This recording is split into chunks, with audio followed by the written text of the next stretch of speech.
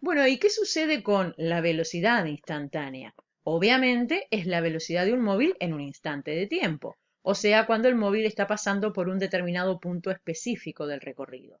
Por ejemplo, otra vez en el punto C. Y acá la estrategia es similar a la que hablamos recién. Nosotros, si tuviéramos todos los datos, podríamos determinar la velocidad media entre A y B. Representaríamos el vector desplazamiento. Acá tenemos la información de cuánto es el módulo de ese vector desplazamiento. Y si hubiéramos cronometrado el movimiento, tendríamos el valor de delta t para que el móvil vaya desde A hasta B. Y podríamos no solo calcular la velocidad media, haciendo delta r sobre delta t, sino luego, con la misma dirección, sentido y punto de aplicación que el desplazamiento, representar esa velocidad media. Eso lo podríamos hacer. Pero la idea es hallar la velocidad en C. Por lo tanto, nuestra estrategia va a ser la siguiente. Vamos a ir tomando nuevamente otros puntos, no solo A y B, sino que los vamos a cambiar ahora y vamos a tomar A' y B'. Y acá voy a hacer lo mismo. Voy a determinar el desplazamiento entre A' y B', que es este vector negro que está acá, y gracias a los datos que se supone vamos a tener, podemos calcular y representar la velocidad media, ya sea entre A y B, y luego entre A' y B'.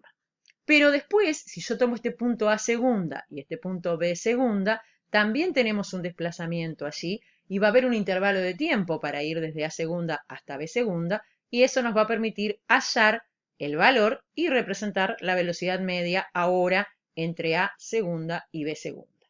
Y después podríamos hacerlo también entre A tercera y B tercera, recordando que nuestra estrategia es ir entre dos puntos, pero que cada vez estén más cerca uno del otro y a su vez cada vez más cerca del punto C, para que, nuevamente, el intervalo de tiempo para ir de este punto a este sea muy pequeño, tendiendo a 0. Entonces, si nosotros hacemos un zoom de la parte cercana al punto C, vamos a tener nuestro pequeño vector desplazamiento que une A tercera con B tercera, que en vez de llamarle delta R, le llamábamos dr, diferencial posición, y la velocidad, que por ahora venía siendo una velocidad media, pero si el intervalo de tiempo es muy chiquitito, yo ya puedo decir que lo que voy a obtener es la velocidad instantánea, la representaríamos con la misma dirección, sentido y punto de aplicación que nuestro vector de R. Acá la dibujé de color verde. Lo dibujé más largo al vector velocidad simplemente para que se note en el dibujo. Entonces, si A tercera, C y B tercera son prácticamente el mismo punto, en realidad nuestro vector verde solo pasaría por el punto C, y eso quiere decir que la velocidad instantánea siempre es un vector que es tangente a la trayectoria. Tangente quiere decir que parece recostarse sobre la trayectoria y solo toca a la trayectoria en ese punto C.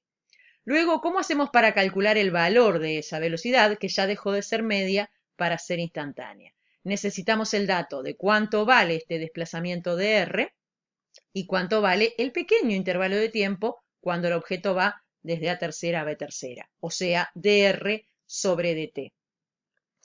Allí tendríamos el valor, el módulo de la velocidad que ahora se considera velocidad instantánea. Pero, si ustedes miran este zoom, verán que el vector de R, o sea, el vector que une A tercera con B tercera, y el pequeño pedacito de la trayectoria, ¿verdad? La parte azul, que va desde A tercera a B tercera sobre la trayectoria, prácticamente son iguales, ¿verdad? Si realmente A tercera y B tercera están muy cerca entre ellos, eso nos va a pasar. Entonces, el pequeño pedacito de trayectoria ds vale lo mismo que el módulo de dr. Así que eso es lo que tenemos escrito acá. Por lo tanto, hacer dr sobre dt y hacer ds sobre dt es exactamente lo mismo.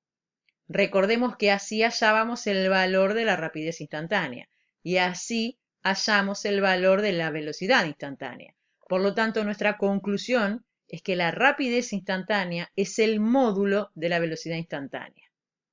La rapidez instantánea es lo que nos da a nosotros, por ejemplo, el velocímetro de un auto. Nosotros podemos ver momento a momento qué valor módulo tiene la velocidad de nuestro auto.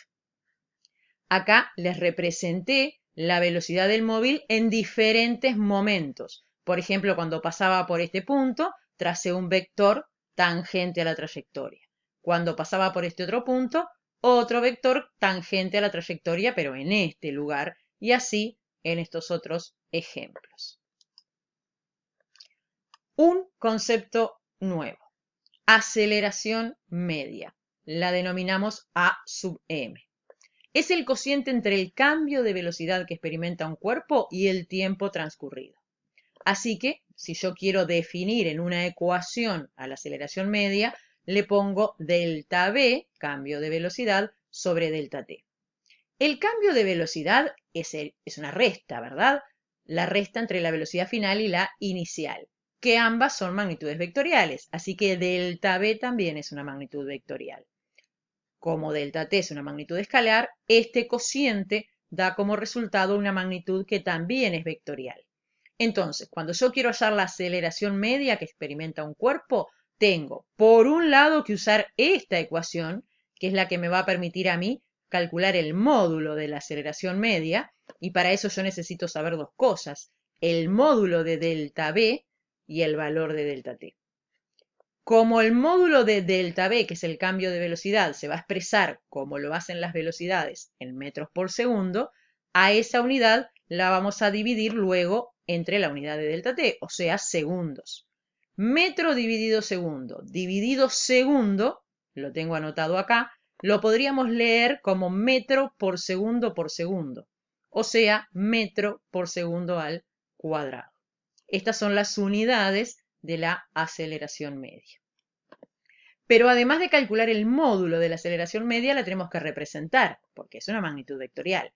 La aceleración media siempre se representa con la misma dirección, sentido y punto de aplicación que el cambio de velocidad. Si nosotros encontramos el vector delta v, cambio de velocidad, con la misma dirección, sentido y punto de aplicación, representaremos el vector a sub m, aceleración media. Es importante recordar que la velocidad de un cuerpo es una magnitud vectorial. Por lo tanto, para que exista una aceleración, dijimos recién que tenía que haber un cambio de velocidad. Pero existe un cambio de velocidad, por ejemplo, si la velocidad aumenta su valor, pero también si lo disminuye. Y también cambia la velocidad cuando cambia de dirección o de sentido. Entonces, para que exista aceleración, la velocidad debe cambiar. Y hay diferentes situaciones en las cuales la velocidad cambia, no solo cuando disminuye su valor. Entonces, acá tenemos este ejemplo, o no solo cuando lo aumenta, ¿verdad? Que es lo que estamos más acostumbrados. Acá tenemos este ejemplo donde dice, esta persona estoy acelerando porque voy cada vez más rápido. Eso quiere decir que está aumentando el módulo de su velocidad. Esta otra persona está acelerando también porque cada vez va menos rápido, o sea que cada vez va más despacito.